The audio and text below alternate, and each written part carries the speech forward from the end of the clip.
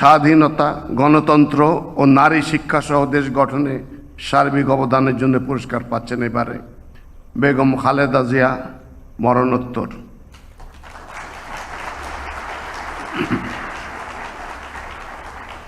বেগম খালেদা জিয়া বাংলাদেশের রাজনৈতিক ইতিহাসের এক অনন্য ব্যক্তিত্ব। তিনি 1946 সালের 15 আগস্ট দিনাজপুর জেলার একটি সম্ভ্রান্ত মুসলিম পরিবারে জন্মগ্রহণ করেন। তিনি দিনাজপুর সরকারি বালিকা উচ্চ বিদ্যালয় এবং পরে সুরেন্দ্রনাথ কলেজে অধ্যয়ন করেন। বেগম খালেদা জিয়া বাংলাদেশের প্রথম নারী প্রধানমন্ত্রী ও 3 বারের নির্বাচিত প্রধানমন্ত্রী এবং বাংলাদেশ জাতীয়তাবাদী দল বিএনপির প্রাক্তন চেয়ারপারসন।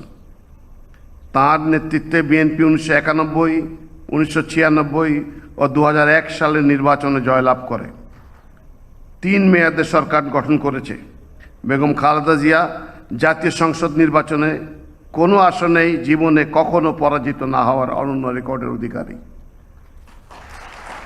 বেগম খালেদা জিয়ার নেতৃত্বে 90-এর গণ অভ্যুত্থানে স্বৈরাচারের পতন ঘটে।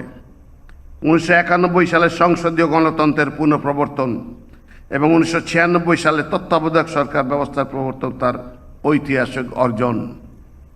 তার সরকারের সময় মূল্য সংযোজন কর ভ্যাট প্রবর্তন, বেসরকারি ও বৈদেশিক বিনিয়োগের বিকাশ, মুক্তবাজার ও বাণিজ্যিক উদারীকরণ, তৈরি পোশাক শিল্পের সম্প্রসারণ, নারী কর্মসংস্থান বৃদ্ধি, অবৈতনিক বাধ্যতামূলক প্রাথমিক শিক্ষা প্রবর্তন, 10ম শ্রেণী পর্যন্ত মেয়েদের বিনা বেতনে শিক্ষা ও উপবৃত্তি প্রদান, শিক্ষার বিনিময়ে খাদ্য কর্মসূচি গ্রহণ, শিক্ষার্থী মূল্যায়নে জিপিএ পদ্ধতি প্রবর্তন করা হয়।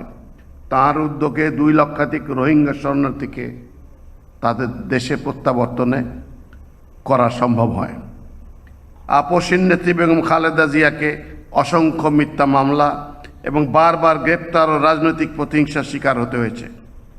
পতিত ফ্যাসিবাদী সরকার 2018 সালে তাকে পুনরায় গ্রেপ্তার করে।